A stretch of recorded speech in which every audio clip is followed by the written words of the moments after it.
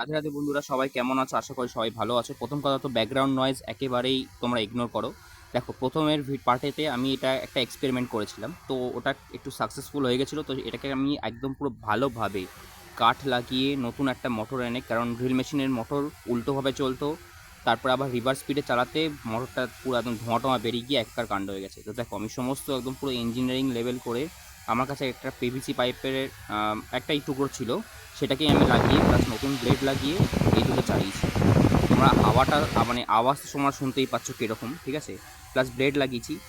এই ভিডিওটাতে এটাও নয়, এটা ভিডিওটাতে দেখো জাস্ট আমার লাক প্লাস এক্সপেরিমেন্ট প্লাস হচ্ছে আমার দেখো ইঞ্জিনিয়ারিং লেভেল দেখো।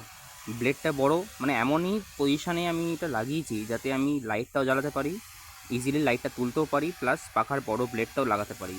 কেমন লাগলো তোমাদের তোমাদের এই এক্সপেরিমেন্টটা বলো? পুরো ঝড় হয়ে গেছে।